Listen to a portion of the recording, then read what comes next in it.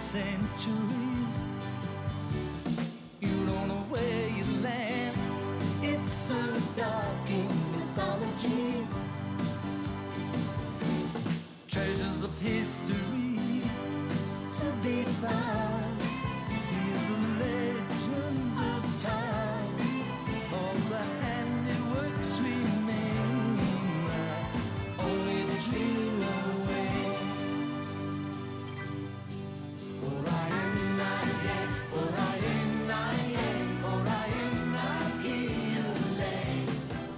It had to happen eventually, the second Doctor Who anniversary season. Many of the stories this season reference or echo the past, and one echoes the future, but no one knew it at the time. It ran between the 3rd of January and the 16th of March 1983, meaning this was the season I was born during. That doesn't mean I'm very impressed by it. The opening story, The Arc of Infinity, is made up of interesting and notable things, but it doesn't quite coalesce into an equally interesting whole. It brings Tegan back. She spent most of the previous season trying to get back to her regular life, and less than a story later she's back. Genius. This is the first piece of abroad filming since City of Death. The story is partially set in Amsterdam. It features the return of Omega, connecting this season to the 3 Doctors from Season 10, and most randomly it features future Doctor Colin Baker as Commander Maxwell of Time Lord Security.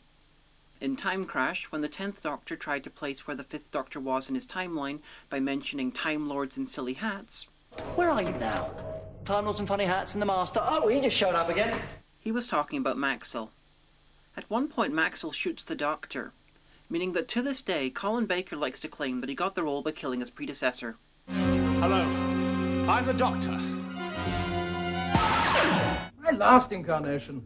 Oh, I was never happy with that one. Interestingly, Colin was a bit like the other Baker when filming this story. He was told to tone his performance down because the show is called Doctor Who and not the Commander Maxwell Show, and he refused.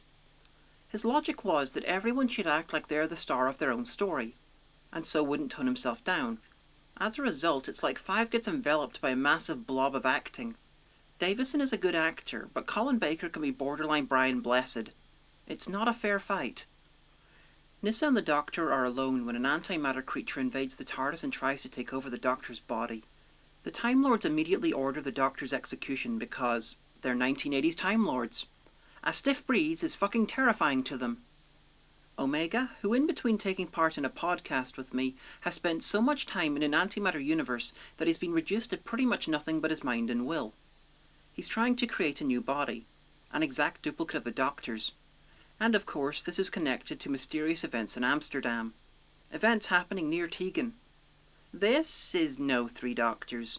Omega is a bit more sympathetic this time, but his redesign is silly, and maybe it's just me, but after the Deadly Assassin and the Invasion of Time, the shocking idea that a Time Lord could be treacherous is a little bit boring. And it'll get ever more boring as the 80s go on.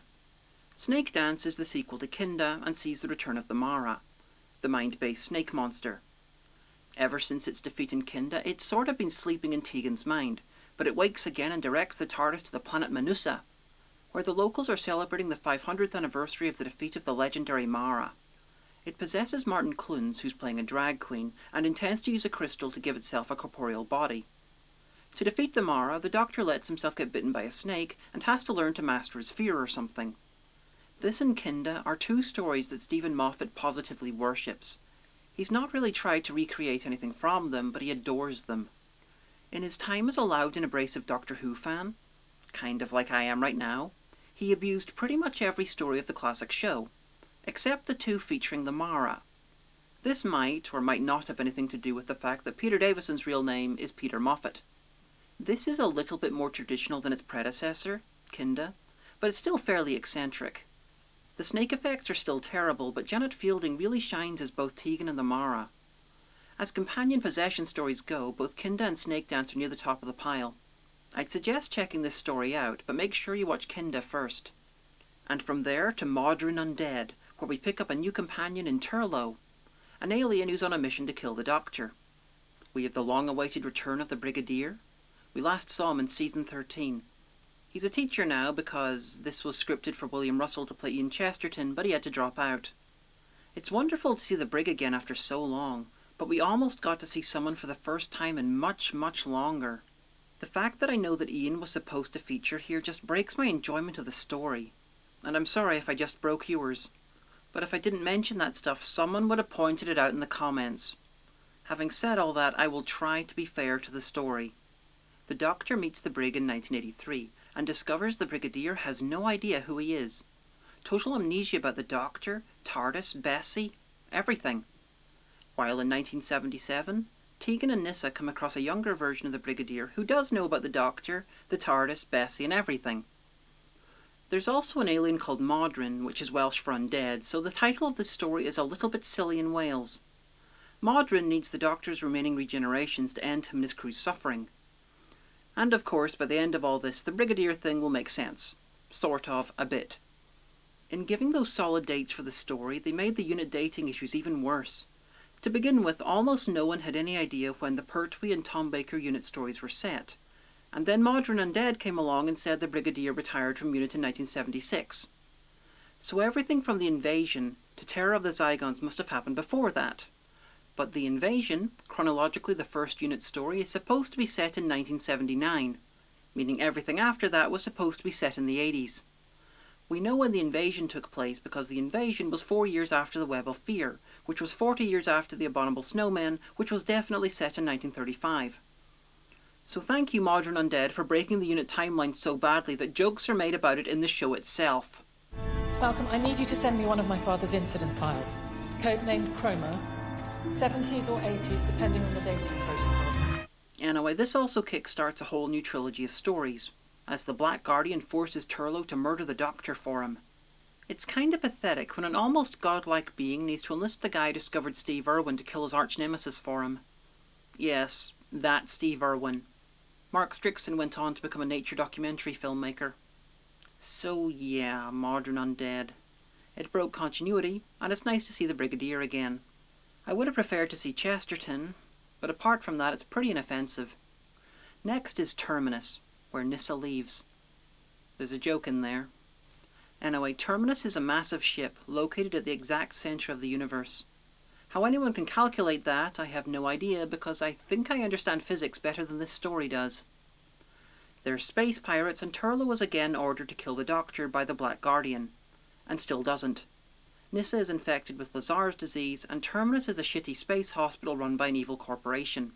It's crewed by a bunch of slaves called the Vanir, who kind of work with a dog monster called the Garm, because someone had a hard-on for Norse mythology at the time. And Terminus might have caused the Big Bang when it went through time and lost an engine. It might also destroy the universe if its damaged other engine explodes. So naturally at the end of the adventure, the cured Nyssa decides to stay on board Terminus and help it be a better hospital. Sarah Sutton did not want to leave the show, and the story's lack of coherence makes me think the writer didn't want her to go either, and he was desperately trying to save her by sabotaging the story. It didn't work. The single most memorable part of this story is the bit where Nyssa takes off her skirt to show that she's got a fever. When a story is crazy but outdone by half-hearted fan service, there is a slight problem. This isn't good. The final part of the Black Guardian trilogy is Enlightenment, and it introduces the Eternals, another one of the super-being races that the new show likes to pretend doesn't exist so the Doctor can be the highest authority. The TARDIS lands in an Edwardian sailing vessel. It's in space and taking part in an interstellar sailing contest to find Enlightenment. The Eternals are the officers in all the ships. Being eternal and higher beings, they are bored and they can read minds. So they alleviate their boredom by reading people's minds. Enlightenment will somehow help them not to be bored. Their ship's crews are all humans, because sailors' innermost thoughts are both easy to access and rarely boring. Turlough finally turns against the Black Guardian and refuses to kill the Doctor, and tries to commit suicide. The race is won by Captain Rack and her pirate ship, and both Guardians appear with birds on their heads. Because stupid. I suppose in context the story makes more sense than you'd expect based on my summary. It's fine. I prefer it over the other two parts of the Black Guardian trilogy. But it's a bit like an inferior remake of the War Games. That's crazier and much shorter. From there to the last story of the season, The King's Demons, as the Master is using a shape-changing robot to replace King John and stop him from signing the Magna Carta, and therefore mildly annoy history buffs. And how does he plan to get him to not sign the Magna Carta? By making him an asshole. One of England's least popular kings, and his plan is to make him an asshole so there's a revolt and he won't sign the Magna Carta. Even though in real life him being an asshole started a revolt which resulted in him signing the Magna Carta. This, like Black Orchid, is a two-parter, and it's harmless. It's like a weird and not great Hartnell-era historical with some added Davison tropes like a ridiculous master plan. It's interesting, but it's not good. Maybe it would have made more sense with some extra time, but I doubt it. This story introduced Chameleon, the shape-changing robot, and if there's a classic Who companion that you're not aware of, it's probably him. He was a member of the TARDIS crew and appeared in all of 6 episodes. And I think he was being used for evil by the Master in all 6 of those episodes. So, what's Chameleon's story? Well, basically someone decided they needed a shape-shifting robot companion that would be played by a robot, that no one but the creator could operate. Then the creator died, so no one could operate it. For some reason it was decided to bring him along in the TARDIS at the end of the story, where he was put in a storeroom until the end of season 21. Now this is normally where I would finish off, but the 5 Doctors wasn't part of any particular season, so I'm going to slot it in here. For me, The 5 Doctors is the best anniversary story. It features, in one way or another, all 5 Doctors. It's got Susan, the Brigadier, Sarah Jane, unused footage from Shada, cameos from Jamie and Liz Shaw, well, fake versions anyway, and the Master trying to be a good guy. It introduced the Raston Warrior robot, my favourite one-appearance alien, which decimates a whole platoon of Cybermen. The 2nd Doctor is in his Yeti skin coat. We get our first look at Rassilon. Not Rassilon in name only from the end of time. The real Rassilon, who can turn people into living statues with his mind while he's in a coma. We have 2 returning Time Lord characters in the Castellan from Arc of Infinity, and Barusa from the Deadly Assassin, Invasion of Time and Arc of Infinity. Now, it's not perfect, but it is a joyous celebration of the show's history up to that point, and to me that's what the anniversary stories should be.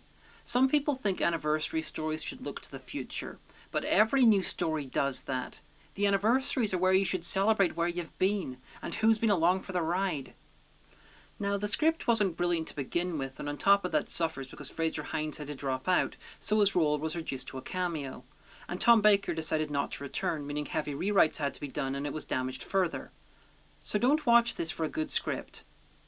It was during the filming of this that Patrick Troughton advised Peter Davison to quit after 3 seasons, advice that he followed and passed on to David Tennant, who did the same. So Tennant fans who are upset that they didn't get more 10, blame my favourite Doctor. The special edition DVD of this has one of my favourite Easter eggs of all time. There is a secret commentary by Phil Collinson and David Tennant where they fanboy gush over it for 90 minutes, and Helen Rayner is mildly confused. It's wonderful. I want to know where those figures I are. know, they are in someone's attic, aren't they, somewhere. Someone really does have them.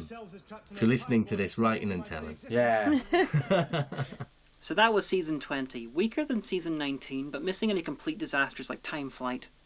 Join me next time for the return of the Silurians and the Sea Devils in the same story. It's all change in the TARDIS as Turlo and Tegan depart and the Doctor regenerates. And what about Chameleon?